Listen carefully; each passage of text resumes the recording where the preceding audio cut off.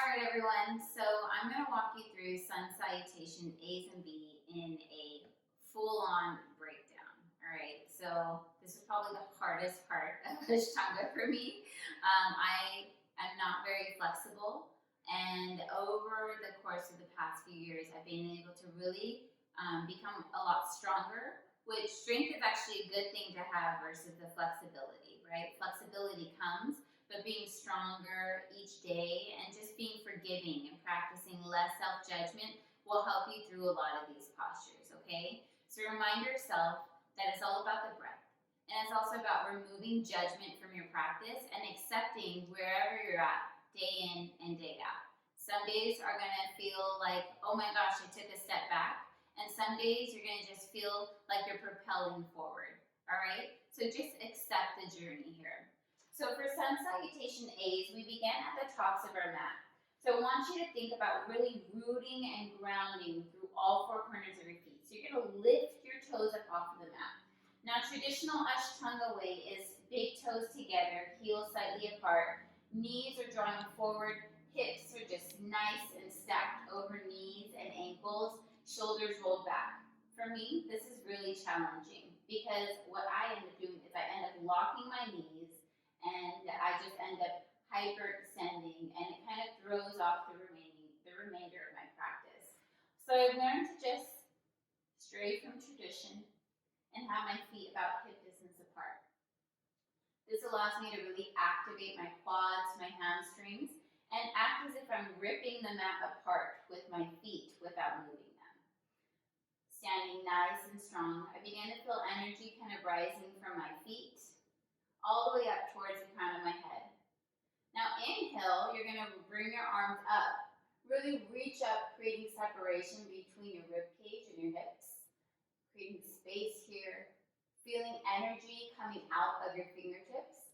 And then exhale, bending the knees here, keeping that modification hinge from the waist and lower. So we want to reduce movement from our glutes, right? So we want to make sure that we're kind of keeping this in position and staying there, all right? So less movement from the hips. We're not swaying our butt out to be able to draw our heart down.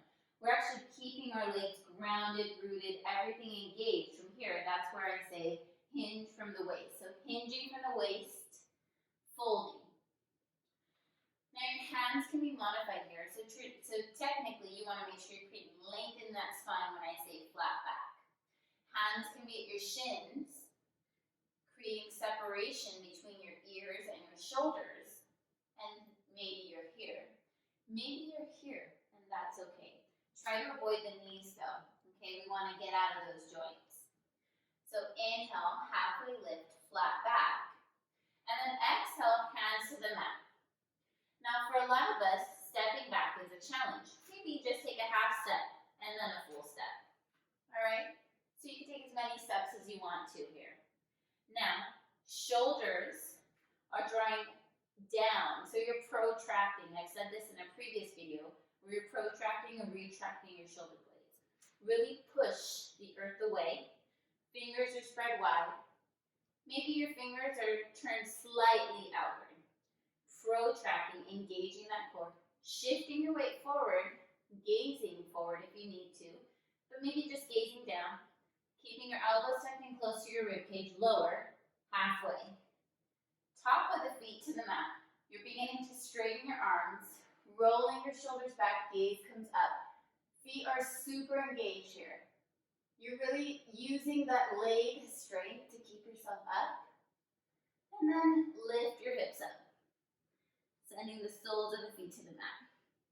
Now for down dog, this can become a challenge for us. So I want you to think about keeping your knees bent if you need to.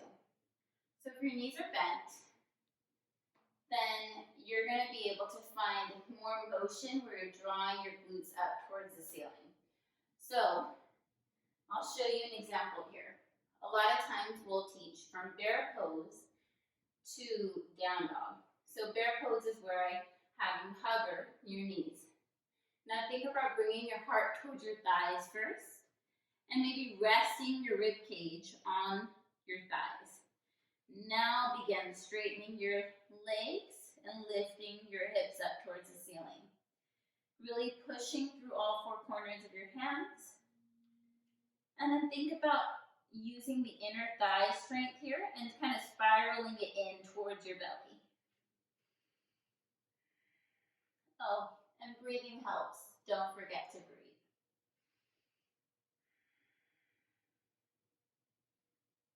And then inhale, looking towards your hands. You can take a few steps to get to the top, or you can take a full step.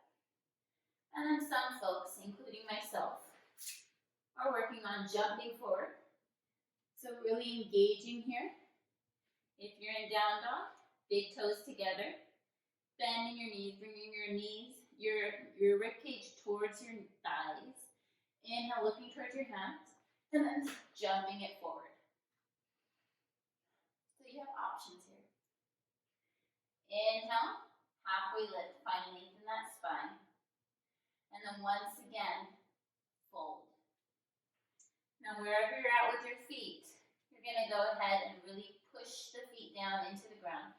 You're remembering not to sway your booty outward. You're keeping your legs where they are. Inhale, rise. Hands meet at the top. And then exhale, hands down, heart center. Samasthiti. Alright, so that's a breakdown. A Sun Salutation A. So now we're going to go into Sun Salutation B.